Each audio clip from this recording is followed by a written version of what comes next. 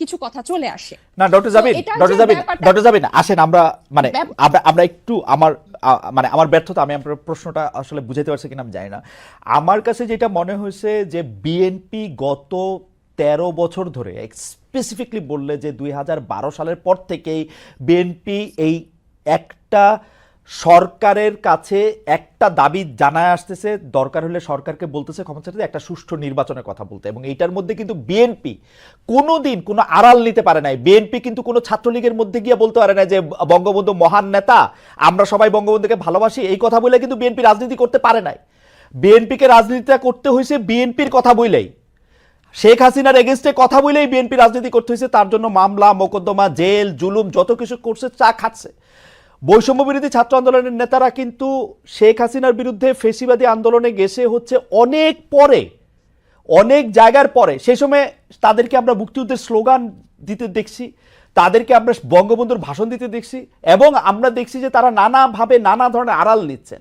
BNP কিন্তু এই সুযোগটা পায় না। আমার প্রশ্নটা হচ্ছে, যেই বিএনপি এত ত্যাগ করলো, এবং তারা কিন্তু সরকারে গিয়া 3 জন মন্ত্রী হয় নাই, 3 জন মন্ত্রী এই বৈষম্য বিরোধী ছাত্ররাই হয়েছে। তারা কিন্তু কোনো কিছু দখল করে নাই, তাদের একটাই চাওয়া ছিল ইলেকশনে যাওয়া। এবং ইলেকশন যাওয়ার পর থেকে বিএনপিকে কি শুনতে হয়েছে আপনাদের কাছ থেকে আপনি দেখেন। আমি ছোট করে একটু বলি, আমার মাফ করবেন, আপনাদের কাছে শুনতে হয়েছে বিএনপি নাকি আওয়ামী লীগকে পুনর্বাসন করতেছে, বিএনপি নাকি আওয়ামী লীগকে নিয়ে আসতেছে। আওয়ামী লীগ দিয়া বিএনপির নেতারা যেভাবে ক্ষতিগ্রস্ত হয়েছে তার 100 ভাগের 1 ভাগ বাংলাদেশে কেউ হয় নাই। এরপরও বিএনপি কেমনে শত্রু হইল এনসিপির, এইটার কারণটা কি? মানে বিএনপিকে ক্ষমতা থেকে ঠেকানোটা কেন এত জরুরি হয়ে পড়লো? এখানে শত্রুতার প্রশ্ন না খালেদ ভাই। এই যে কেন শুধু সুষ্ঠু নির্বাচনই চেয়েছিল, নির্বাচন কেন্দ্রিক রাজনীতি তারা করেছে। এই যে হাসিনা কিভাবে এই 3টা অবৈধ নির্বাচন করে ফ্যাসিস্টের সাম্রাজ্য টিকে রেখেছিল, তাদের রাজনীতিটাই ছিল নির্বাচন কেন্দ্রিক। কারণ নির্বাচন হলেই শুধু গণতন্ত্র হবে, গণতন্ত্র ফিরে আসবে, এটা তাদের একটা রাজনৈতিক একটা চালের, এটা বা তাদের কি বলবো আমি, পরিকল্পনার ভুল বলবো। যে তারা সবসময়, আপনিই বলছেন যে তারা সবসময় সুষ্ঠু নির্বাচনই চেয়েছে।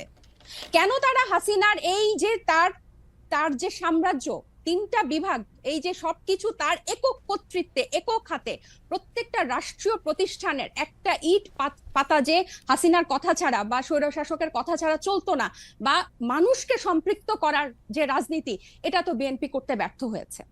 এবং জনগণের কথা না বলে, জনগণ এই যে এখনো তারা যে 31 দফা বলে বলে যেসব গণভোট অসম্ভব বলছে, যেসবে আমরা জনগণকে সম্পৃক্ত করতে চাচ্ছি, বিএনপি আবার সেসব জায়গায় জনগণকে দূরে ঠেলে দিয়ে আবার নির্বাচনের কথা বলছে।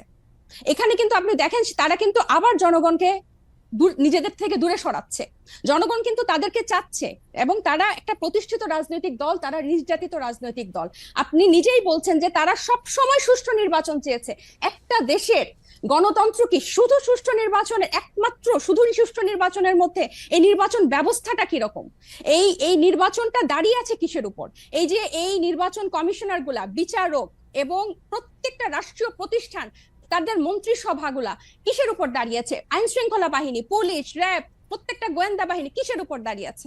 এগুলোর সংস্কারের কথা, এগুলোর বিরুদ্ধে কথা, প্রত্যেকটা সবসময় তাদের একটা উপর দিয়ে কথা, যে চেষ্টা করা হবে, পরিবর্তন করা হবে, কিন্তু স্পেসিফিক্যালি উপায়টা কি, পথটা কি, তারা জনগণের কাছে সেটা পরিষ্কার করে না। যেটা ছাত্র জনতা বা এখন পরবর্তীতে হয়েছে, হয় আন্দোলনটা কোটা বিরোধী আন্দোলন দিয়ে শুরু হয়েছিল, এবং সব সময় কিন্তু এটা একটু বাংলাদেশের ইতিহাসে প্রথম না, একটা দিয়েই শুরু হয়েছিল। কিন্তু এই পুঞ্জীভূত যে স্বৈরশাসকের 15 বছরের যে পুঞ্জীভূত ক্ষোভ, সেটা কিন্তু প্রকাশিত হয়েছে একটা সিস্টেম, একটা ধাপ পেরিয়েই কিন্তু সেদিকে গিয়েছে। এবং আমি একটু বলি, এবং বিএনপিকে যে এই শত্রু মনে করা না, আমরা কিন্তু চাচ্ছি বিএনপিকে জাতীয় ঐক্যমত্য নিয়ে আমরা একসাথে সবাই মিলে আমরা ঐক্যমতে পৌঁছাই সংস্কারের বিষয়ে, যে মৌলিক কিছু সংস্কার হোক, তারপর নির্বাচন যে 2টা টাইম লাইনে আছে তার মধ্যেই হবে, এবং প্রত্যেকটা দল, নিবন্ধিত দল সেখানে অংশগ্রহণ করবে। এবং আওয়ামী লীগের পুনর্বাসনের ক্ষেত্রে যেটা বলছে, আপনি দেখেন জি বলেন, শেষ করেন, সরি হ্যাঁ নতুন হ্যাঁ প্রসঙ্গে। যে বিচার এবং সংস্কারের কথা, যেই বিচার, যেই আওয়ামী লীগ তাদেরকে এরকম ভাবে নির্যাতন করেছে, এক একজনের ইভেন এমনও হয়েছে বিনা ভোটে এই শব্দটা ফেসবুকে লিখেছে দেখে তাকে ডিজিটাল আইসিটি একটা মামলা দিয়েছে, দুইটা শব্দের জন্য। তাহলে এই লেভেলের নির্যাতন, তারা ঈদে কেউ বাড়ি যেতে পারে নাই, সবগুলাকে ঘর ছাড়া, এরকম নির্যাতনের মধ্যে তারা আওয়ামী লীগের দল হিসেবে বিচার না চেয়ে, হাসিনার বিচার না চেয়ে, আওয়ামী লীগের বিচার না চেয়ে না ডক্টর জাবিন আমি বলি আমরা দুইজন মানে আপনি আর আমি কি দুইটা আলাদা দুনিয়াতে বাস করি? মানে আপনি যে এই শব্দটা বলতেছেন যে তারা হাসিনার বিচার না চেয়ে, আমি তো দেখতেছি বিএনপির নেতৃবৃন্দ প্রতিটা ভাষণে, মানে তারেক রহমান থেকে ফখরুল ইসলাম আলমগীর প্রতিটা ভাষণে হাসিনার বিচার চাইতে থাকেন। গত 15 বছর চেয়েছেন, এখনো চান। মানে হাসিনার বিচার না চেয়ে এটা কোত্থেকে আসলো? বিচার কি শুধু এই খালেদ ভাই, বিচার চাইলে আর কি এদেশের বিচার হয়ে যায়? বিচার ব্যবস্থার কি অবস্থা? না আপনি বিচার যে না চেয়ে বলতেছেন সেটা কি থেকে বলতেছেন? জি বলেন। গত গত গত এই হাসিনার প্রধান বিচারপতিকে তার একজন এমপ্লয়ি দিয়ে তো দেশ ছাড়া করেছে। আমাদের তো এবং এই যে বিচার ব্যবস্থার প্রতি যে মানুষের আস্থা আনা, এবং আমরা কিন্তু বলছি না পুরো বিচারটা শেষ করতে হবে, একটা দৃশ্যমান বিচার প্রক্রিয়া। আইসিটি কি করছে? এই জাতিসংঘের মানবাধিকার কিন্তু পরিষ্কার তাদের রিপোর্টে লিখেছে যে এটা এখানে আন্তর্জাতিক অপরাধ হয়েছে। আপনি কি জানেন শেখ হাসিনার বিরুদ্ধে এই পর্যন্ত কতটা মামলা হয়েছে, কতটা মামলার ফাইনাল রিপোর্ট বা চার্জশিট একদম কাছাকাছি চলে আসছে? এগুলি সবগুলি বিচার প্রক্রিয়ার অংশ এবং এই সবগুলি বিচার শুরু হয়েছে আসলে। এবং সেটার দৃশ্যমান, আপনি দৃশ্যমান কি চান? দৃশ্যমান কি চান? কিভাবে বুঝবেন যে দৃশ্যমান হবে? আপনি যে বলছেন আমি আর আপনি দুটো আলাদা ভুবনে থাকি, সত্যি করে খালেদ ভাই, নির্বাচন নিয়ে শুধু নির্বাচন কিন্তু আমরা চাই না, এই ব্যাপারটা এরকম না। শুধু নির্বাচন নিয়ে যে ধরনের আলাপ, যে ধরনের বক্তৃতা, যে ধরনের প্রচার, যে একটা নির্বাচিত সরকার আসলেই সংস্কার করে দিবে, একটা নির্বাচিত সরকার আসলেই বিচার হবে, আর তারা এসে বিচার করবে, এটা ছাড়া এই আওয়ামী লীগ যে 15 বছরে যে শুধু তো জুলাই হত্যাকাণ্ড না, পিলখানা, শাপলা, 3টা অবৈধ নির্বাচন, তারপর এই গুম, বিচার বহির্ভূত হত্যাকাণ্ড এবং ব্যাংক লুট, মানে অন্য মাত্রার, এগুলোর বিচার, এগুলো নিয়ে কথা কি আছে টেবিলে? আমার তো মনে হয় না। যদি এরকম আমার মনে যে আপনি শুনলে হয়তো দেখবেন যে এগুলো সবগুলি আছে, এই কোনোটাই নাই তা না, এবং এর প্রত্যেকটার বিচার হইতেছেও, কিন্তু প্রত্যেকটার বিচার প্রক্রিয়া শুরু হয়েছে। বিচার প্রক্রিয়া তো আদালতে শুরু হয় না ডক্টর জাবিন, বিচার প্রক্রিয়া শুরু হয় তদন্তের মাধ্যমে, বিচার প্রক্রিয়া শুরু হয়। আমি খালেদ ভাই, আমি আপনাকে আরেকটা বলি, এই কিছুদিন আগে যে আমাদের ঢাকা মেয়রের কে ঘোষণা করা হলো, এই বিচারের এই বিএনপি পন্থী একজনকে ঢাকা মেয়রের ঘোষণা করা হলো আদালতের রায়।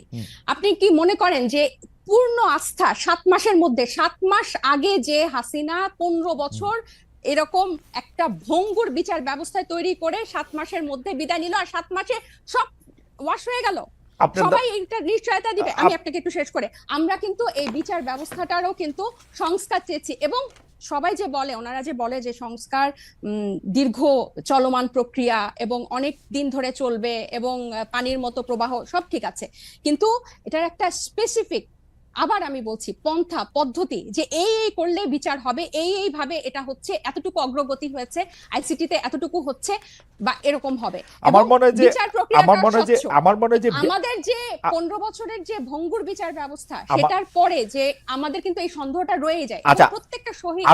আমি একটু দুইটা বিষয় আপনাকে একটু বলে আমি একটু মনে আপনার কাছে, আমার মনে হয় যে আপনারা এনসিপির পক্ষ থেকে যেখানে আইসিটি ট্রায়াল হচ্ছে এবং শেখ হাসিনার অন্যান্য সহযোগীদের বিরুদ্ধে যেসব মামলা হয়েছে, সেই মামলাগুলির আপনারা খোঁজ নিতে পারেন। আমি দায়িত্ব নিয়ে বলতে পারি, বর্তমানে যিনি প্রধান বিচারপতি রয়েছেন সৈয়দ রেফাত আহমেদ, তার সময় বাংলাদেশের বিচার ব্যবস্থায় আসলে আমূল পরিবর্তন করা হয়েছে। যেখানে আসলে তারেক সাহেবের মামলা দেওয়া হয়েছে, সেই তারেক সাহেবের মামলা রায় যেখানে দেওয়া হয়েছে, সেখানে নতুন বিচারক এসেছেন এবং বাংলাদেশের প্রত্যেকটা জায়গায় আসলে সিটিং জজগুলি নতুন নিয়োগ দেওয়া হয়েছে।